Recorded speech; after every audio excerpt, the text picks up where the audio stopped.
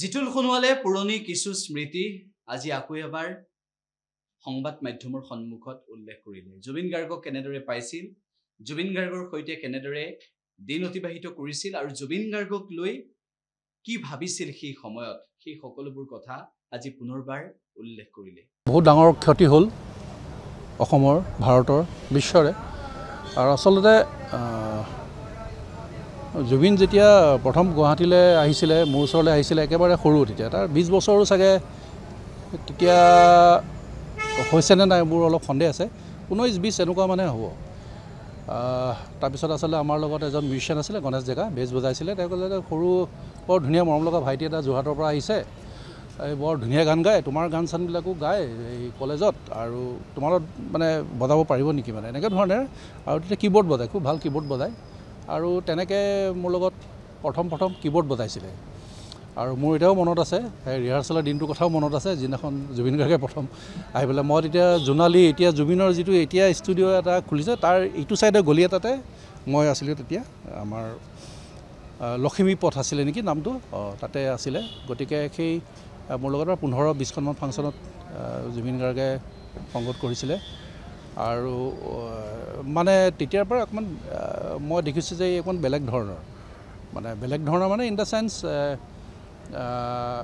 খুব জলি, খুব লাইভলি, আৰু মানুহৰ লগত ইণ্টাৰেকশ্যনটো খুব ভাল হয়। তাৰমানে এনেকুৱা হৈ যায় মানে মোতকৈ বেছি মানে জুবিন গাৰ্গৰ মানুহৰ লগত ইণ্টাৰেকশ্যনটো বেছি, ষ্টেজতো যেতিয়া, আৰু বহুতে ষ্টেজৰ পৰা মাতো দিয়ে তেনেকৈ তলৰ পৰা। মোৰ পাঠশালাত এতিয়াও মনত আছে, মই দেখিছোঁ কি হৈ আছে, কোনোবাই কথা পাতি আছে, আচলতে বজাইও আছে, এইফালে কথাও পাতি আছে, এনেকুৱা ধৰণৰ। কিন্তু এইবিলাক মনত পৰিছে এতিয়া, আৰু বহুত ডাঙৰ ক্ষতি হ'ল। আৰু মহান শিল্পী, আৰু মানে মই এইটোৱে বিচাৰোঁ যাতে জুবিন গাৰ্গ আকৌ অসমৰ মাজলৈ আহক, যেনেকুৱা ৰূপতেই নহওক, আৰু আমাক সকলোকে আগুৱাই লৈ যাওক, সংগীতৰ ক্ষেত্ৰখনতে হওক বা সাংস্কৃতিক ক্ষেত্ৰখনতেই হওক।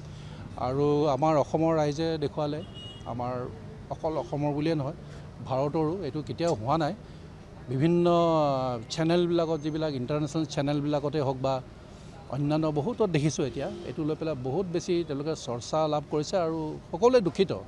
আৰু অসমৰ মানুহৰতো কথাই নাই, আমি সকলোৱে বহুত বেছি। মই এইটো কাৰণে মোৰ আৰু এটা কাৰণত বেয়া লাগিছে, বহুত কাম আৰু কৰিব লগা আছিলে, আমি সেইখিনিৰ পৰা আমি এতিয়া বঞ্চিত হ'লোঁ। আমাক হয়তো দিলেহেঁতেন আৰু, কিন্তু তথাপিতো এইটো ভাবিছোঁ কিবা ৰূপেৰে, কিবা এটা ধৰণেৰে আহি পেলাই সেইখিনি কামখিনি আমাক চাগে তেখেতে পূৰা কৰি দিব। যিখিনি কাম তেখেতে কৰিম বুলি ভাবিছিলে, আমাক আৰু দিম বুলি ভাবিছিলে, সেইখিনিকে কৈছোঁ। আৰু আপুনি আৰু এটা কথা কৈছে, যিখিনি ন্যায়ৰ কথাটো কৈছে, এতিয়া এটা 3টা ধৰণৰ কথা আহি গৈছে, আৰু যিহেতু তদন্ত চলি আছে, এই বিষয়ে মই বেছি কোৱাটো এটা ঠিক নহ'ব। মানে এতিয়া ইয়াতে ফাইনেন্সিয়েল কথাটো আহি পৰিছে, ফাইনেন্সিয়েল অফেন্সৰ কথাটো আহি পৰিছে, বা অন্য ধৰণৰ কথাবিলাকো আহি পৰিছে।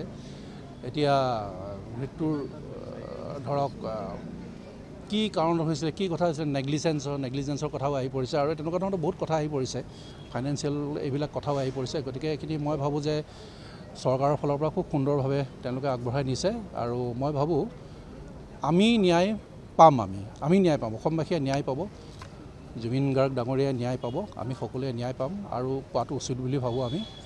আৰু এইটো এটা ইক'চিষ্টেম হয়, এটা শিল্পীক এটা এক্সপ্লইট কৰাটো এটা ডাঙৰ ইক'চিষ্টেম, এইটো এটা চলি আছিল, আপোনালোকে সকলোৱে গম পাইছে। সেই ইক'চিষ্টেমটো যে এতিয়া আমাৰ ৰাইজে গম পাইছে, সেইটো এটা ভাল কথা, সেইটো এটা।